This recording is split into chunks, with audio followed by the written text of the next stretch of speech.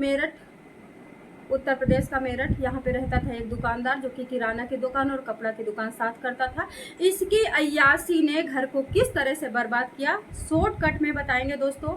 होता क्या है, 2026 14 जुलाई को बलवान सिंह की दुकान पे पुलिस आती है और बलवान सिंह का कान पकड़ करके उठा करके लेके जाती है, क्योंकि बीबी ने कहा था कि बलवान सिंह मेरा पति दुकान में रहने वाली सुनीता के अफेयर में फंसा हुआ, एफआईआर करवाया था। जब पुलिस लेके जाती है, 2-4 गुद्दा बजाती है, तो बलवान सिंह साफ कह देता है कि साहब मुझे माफ़ कर दो, मेरे से गलती हो गई। सुनीता को दुकान से फायर कर देता है और उसके बाद बलवान सिंह सही से जीने लगता है। पहले बलवान सिंह के दुकान में इतनी आमदनी होती थी कि वो अय्यासी करने लगा था, शराब पीने लगा था, होटलों में जाने लगा था, रंडियों से बात करने लगा था, बीबी को मारने पीटने लगा था और जवान औरतों का आशिक बन गया था। बलवान सिंह का एक दोस्त होता है वहीं पे रमेश भी नंबर 1 का शराबी होता है। रमेश बार बार हुक्का मारता है कि एक औरत लाओ, 2 औरत लाओ, लड़की लाओ, ये करो वो करो। इस तरह से बलवान को हुक्का मारने वाला रमेश भी बहुत नंबर 1 का अय्यास था।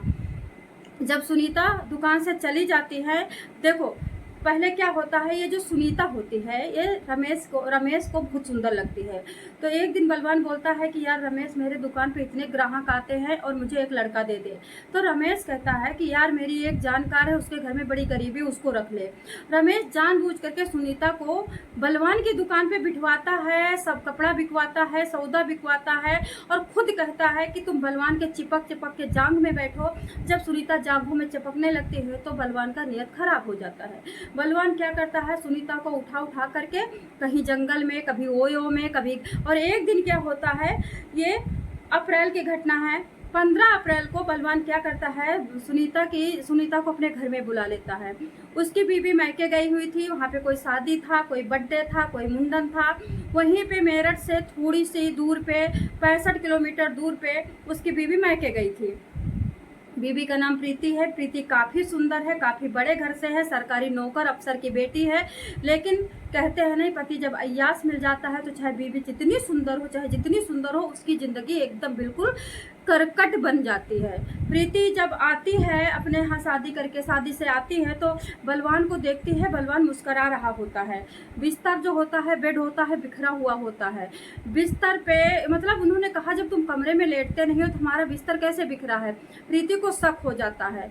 अब प्रीति नज़र रखने लगती है। दुकान का जो कैमरा होता है वो कैमरे का एक्सेस प्रीति ले लेती है, अपने मोबाइल में देखती है कि प्रीति किस तरह से बलवान, प्रीति का पति बलवान, सुनीता का आशिक बना हुआ है। सुनीता को अपने हाथों से चीज़ें खिलाता है, सुनीता को कभी टच करता है, कभी गंदी तरीके से टच करता है। इस तरह से सुनीता मुस्कराती है, हंसती है। जब प्रीति को ये बात पता चलता है तो प्रीति एफआईआर करवा देती है। अब प्रीति एफआईआर करवा देती है, पुलिस 2-4 गुद्दा मारता है। अब बलवान सुधर जाता है। लेकिन दोस्तों कहते नहीं, नेचर और सिग्नेचर कभी भी नहीं बदलते। बलवान करता क्या है, आराम से शराब छोड़ देता है। अब धीरे धीरे अपना काम बढ़ा रहा है और अकेले ही दुकान पे बैठा है। एक लड़का ढूंढता है दुकान पे रखने के लिए, सुनीता को फायर कर देता है। अब तक सुनीता ने बलवान से 3-4 लाख रुपए लूट चुकी थी। ये बात प्रीति को पता ही नहीं थी दोस्तों। इसी बीच क्या होता है, प्रीति की बहन का फ़ोन आता है। वो कहती है कि प्रीति तुम्हारे घर में रह करके थोड़ा सा ब्यूटी पार्लर का कोर्स सिखा दीजिए। अब इसकी शादी करने वाली है मुस्कान की, यानी कि मौसी की लड़की। तो प्रीति कहती है मुस्कान को तुम यहाँ पे भेज दो, हम सिटी में, थोड़ा सा सिटी है वहाँ पे, हम यहीं पे रहते हैं और हम इनको सिखा देंगे। जैसे ही मुस्कान आती है वैसे ही बलवान जब मुस्कान को देखता है तो एकदम देखता रह जाता है। कभी देखा होगा जब रही होगी 16-17 साल की, अभी तो ये 22 साल की इतनी सुंदर लग रही है, इतनी स्मार्ट लग रही है, ये पागलों की तरह उसको देखता रह जाता है। लेकिन प्रीति कहती है अरे तुम्हारी बेटी लगेगी, क्या देख रहे हो। तो बलवान कहता है कि क्या बेटी को नहीं देख सकते क्या, हमारी बेटी है ये। ऐसे ही करके वो ललचाया रहता है, टपटपाता रहता है, इसके राल टपकती रहती। लगोट का ढीला नंबर 1 का सुनीता को याद करता है, सुनीता से मिलना चाहता है। सुनीता भी जवान थी, अक्खर जवान थी और बहुत ही सुंदर चुलबुली थी। सेम सुनीता की शक्ल की मुस्कान थी। प्रीति भी काफ़ी सुंदर थी, लेकिन प्रीति की थोड़ी सी एज हो गई थी। तो दोस्तों इस तरह से एक दिन क्या होता है कि प्रीति जाती है बाजार, कहती है आज कपड़े लेके आना है बहुत सारे, और फलाने की शादी है, शादी में कुछ कपड़े लत्ते देना है, कुछ गिफ्ट देना है दूल्हे को। तो प्रीति कहती है मुस्कान चलो तुम्हारी पसंद का लेके आएंगे, पर मुस्कान कहती है कि मौसी मैं नहीं जाऊंगी। इतना सुनते ही बलवान कहता है जब प्रीति जा नहीं रही है तो तुम जबरदस्ती क्यों लेके जा रही हो, छोड़ दो उसको। और जैसे ही प्रीति चली जाती है वैसे ही 1 बजे की छुट्टी में घर में आता है बलवान, मेडिकल स्टोर से जाता है, दुगुना पैसा दे करके नींद की गोलियां लाता है, बेहोशी की गोलियां लाता है, उसको खिला देता है आइसक्रीम में डाल करके, फिर उसको मुस्कान को खिला देता है। मुस्कान वहीं पे खाने के बाद तुरंत सो जाती है। सारे कपड़े निकालता है, सारे कपड़े निकाल करके पहले दारू पीता है, खूब छिक के दारू पीता है। मुस्कान के प्राइवेट पार्ट में, गुप्तांग में, हर जगह चेस्ट पे दारू डालता है। दारू डाल करके उसके बाद उसके साथ कुकर्म करता है, और इतना दारू पी लिया था, इतना दारू पी लिया था कि, और वो इतनी बेहोश हो गई थी कि उसे होश ही नहीं आ रहा था, उसके साथ कुकर्म हो रहा था और वो कुनमुना भी नहीं रही थी। इस तरह से शाम हो जाती है और ये कुकर्म करके थक जाता है, वहीं पे जमीन में नंगे सो जाता है। अब आती है कौन, प्रीति आती है। शाम के 7 बजे प्रीति आती है। प्रीति दरवाज़ा खटखटाती है, दरवाज़ा खोलते खोलते परेशान हो जाती, दरवाज़ा नहीं खुलता है। प्रीति गांव के लोगों को बुलाती है, दरवाजे पे चढ़ करके, डाड़ी पे चढ़ करके, यानी दीवार पे चढ़ करके गांव के लोग दरवाज़ा खोलते हैं। जैसे ही गांव के लोग अंदर घुसते हैं, कमरे में जाके देखते हैं तो ज़मीन में बलवान नंगा पड़ा है, बेड पे प्रीति नंगी पड़ी है, दारू की बोतल खोटी पड़ी है, और प्रीति के पेट पे, पीठ पे सब दारू बदबूदार बुझबुझ कर रही है। दोस्तों इतना गंद फैला रखा था, बलवान इतना अभद्र काम किया था, प्रीति को बर्दाश्त नहीं होता है। प्रीति रोने लगती है, प्रीति शॉक्ड हो जाती है। बहुत शॉर्टकट में सुना रही हूँ, इसमें बहुत बड़ी बड़ी बातें हैं, लेकिन आप लोग थोड़ी सी जान लो और सतर्क हो जाओ, ज़्यादा जानने की जरूरत नहीं है। उसके बाद प्रीति पुलिस को फ़ोन करती है, पुलिस आती है। जब तक पुलिस आने में देर कर देती है, 1 घंटा लगा देती है।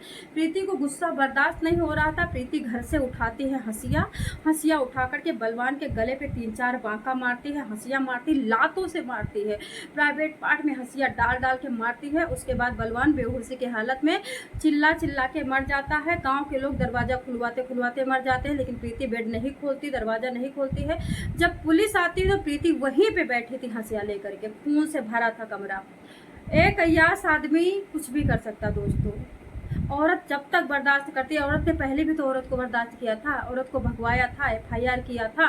अब सोचने वाली बात है, ये बार बार कह रहा था कि सुनीता से मैंने संबंध नहीं बनाया है, सुनीता से मेरा कोई रिलेशन नहीं है, तुमको शंका हुआ है, शंका में मरी जा रही हो, शंका में पागल हो गई। औरत का काम ही शंका करना होता है, औरत ना हो तो मतलब गंदा गंदा बोलता था। जब इसने मुस्कान को, प्रीति ने देखा कि मुस्कान के साथ इसने कितना अभद्र काम किया है, मुस्कान को नंगा करके उसके साथ कुकर्म किया है, और जबकि मुस्कान बेटी लगती है, कमारी बेटी, बहन की बेटी, तो ये क्या सुनीता को छोड़ा होगा? ये वही याद कर करके चिंता में रहती है कि सुनीता को छोड़ा होगा, सुनीता को छोड़ा होगा, और फिर ये हंसिया लेकर के बलवान का वहीं पे खात्मा कर देती है।